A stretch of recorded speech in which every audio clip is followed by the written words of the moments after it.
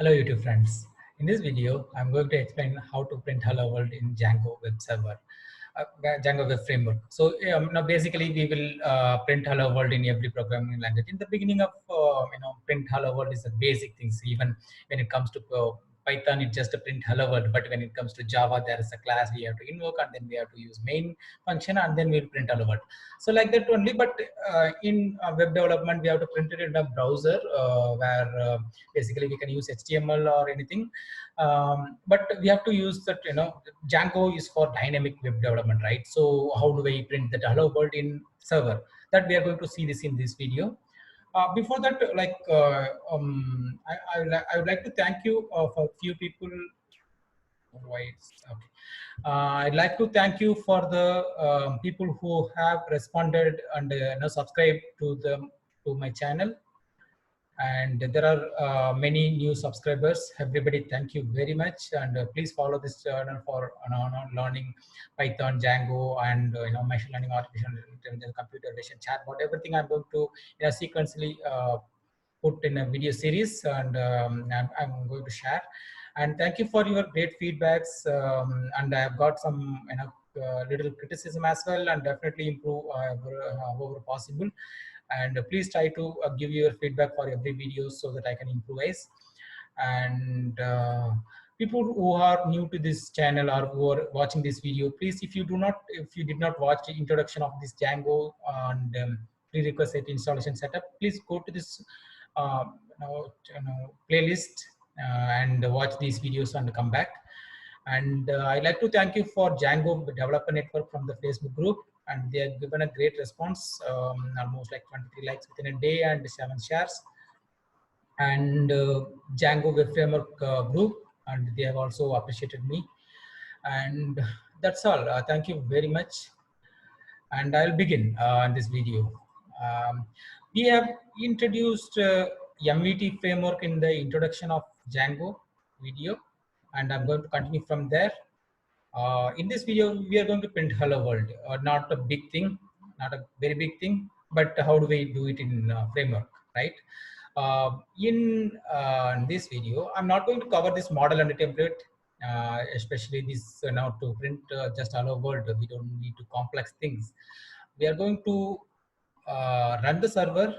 While running the server, it will invoke the URL. The URL will have to check the views, and in view we will have some functions. The function will return some values. We have to assign values as a hello world, and we'll get the output in the browser. But before, like, we are talking about dynamic hello world. Just what I just said is dynamic, right? It is printing some values from the server. That's what I'm calling it as dynamic hello world. But how that static works, right?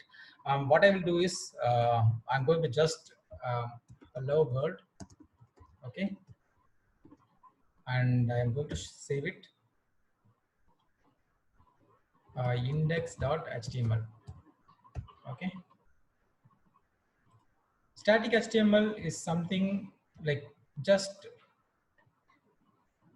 we don't have to have anything value like from the local page. We can just print open this. This is a static hello world. We are not going to run from the server. It's just a static content we have printed from the local file. We are not going to do that. Instead, we will be printing this hello world from the server. Let's move to the PyCharm ideally. This is where we left off. I'm going to run the server in last place where I left off. CD, I'm going to go to my project folder and run the server. Okay, Python manage.py run server.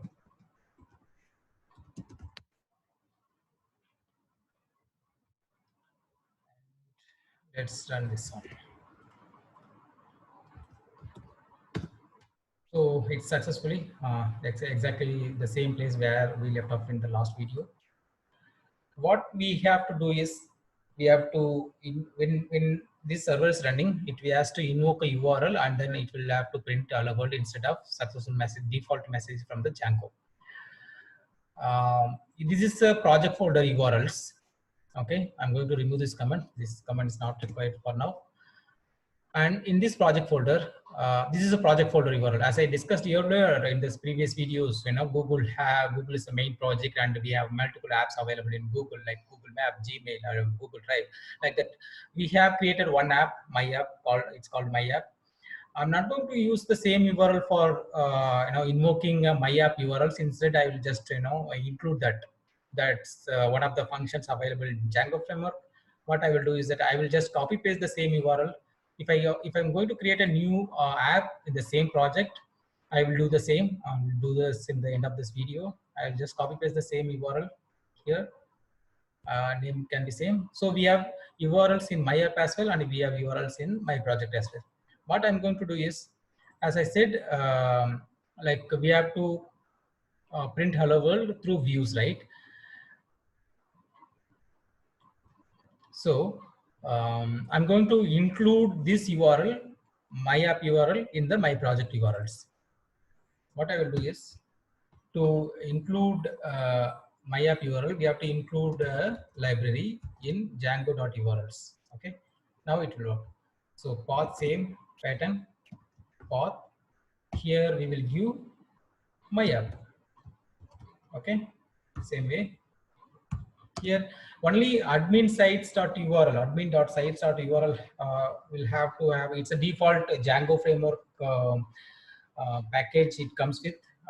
Any other app you are going to create, you have to use include only, and where you have to use my app and dot URLs. We have URLs available in my app as well.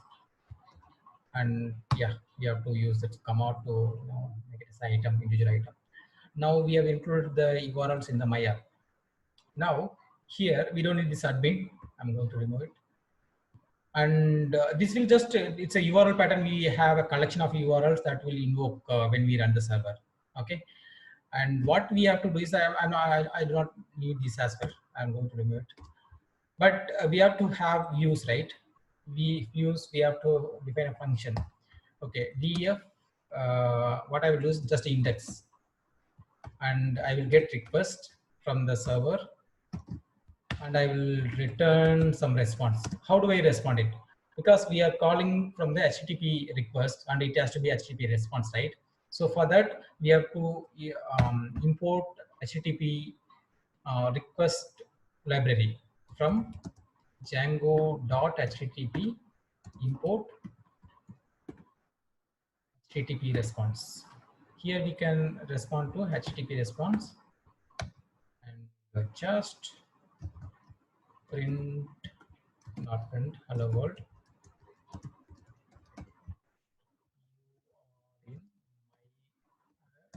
Page. Okay, I think this should work. And what we did is we just created a function in views as per our architecture, and we have to link this function in URL. Here we have to import that views function. For that, in the same directory we are importing, right? So from dot import views. Okay, it's good. Now same as like it's a pattern we have to follow path. Here we will just give nothing because it's an index page. We are not going to use anything. Here views dot index. If we have to pass any parameter, you can pass it. And since it's a function, we don't need to have even bracket. And this name is not mandatory one. You just can give like a naming convention. We can give a name, okay, as an index. Okay, everything's done. We have included this URL.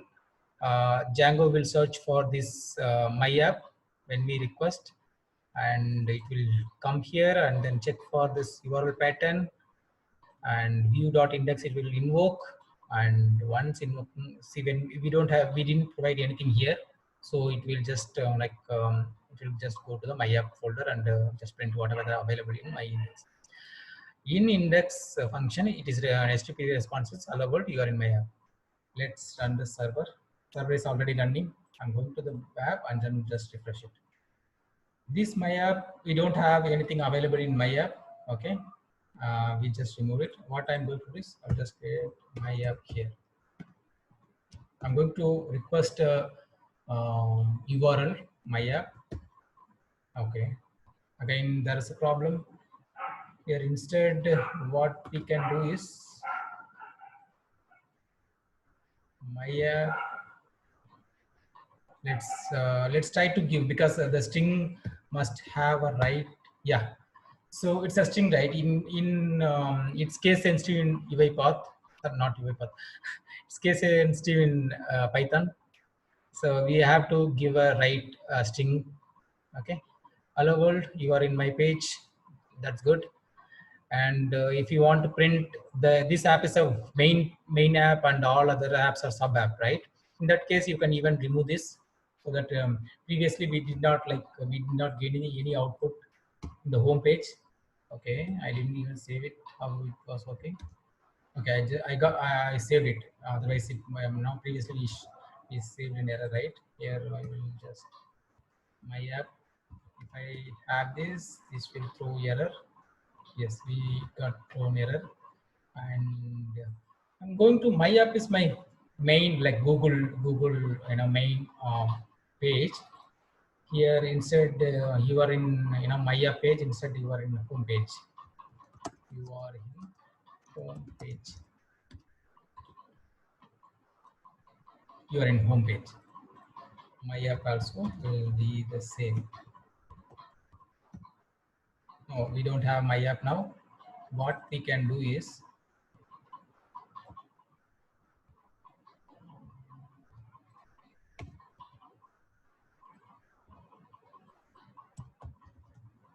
include the same. Okay. Even my app also it should print the same.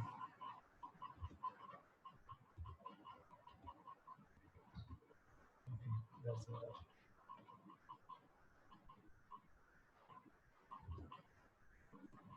See, you are in our home page. What else we can do here? Um, can we create a new app? Okay, we'll create a new app here. I'll create a new app in the terminal.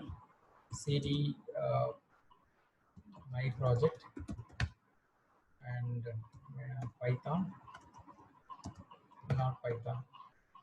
Python manage.server start app. Is that right? Or anything different? Let's try it. I forgot that. Manage.py start app. App name is blog. Okay. Yeah. We have created a new app, same as like my app. In this blog, I'm going to copy paste the same URL in blog also. And instead, we can maintain it. And I'm going to include like views here. I'm going to copy paste the same.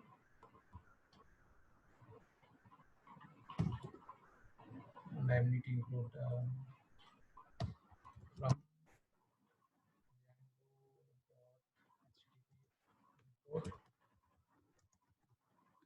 response.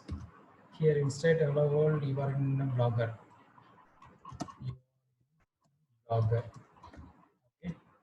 See, as we said, my app is a home page app and the blog is a separate app.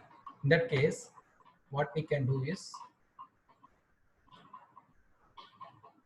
in my project, here I'm going to include one more app called for blog.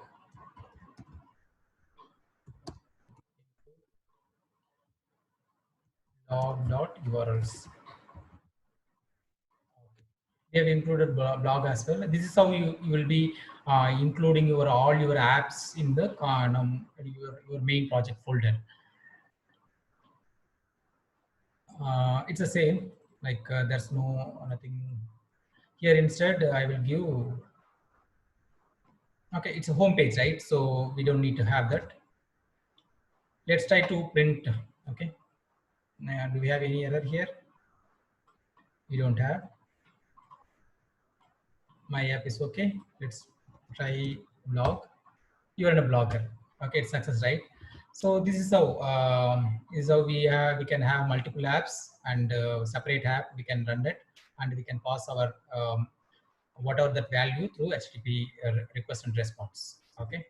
I think we covered pretty much for this video.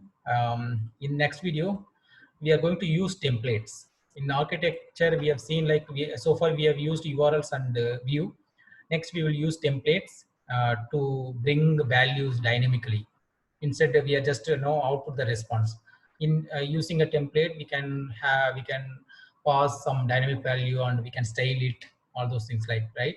So we'll do that in next video using Jinja. We are going to introduce Jinja. Jinja is one of the frameworks available in Django, one of the libraries available in Django that will help you to pass dynamic values in templates.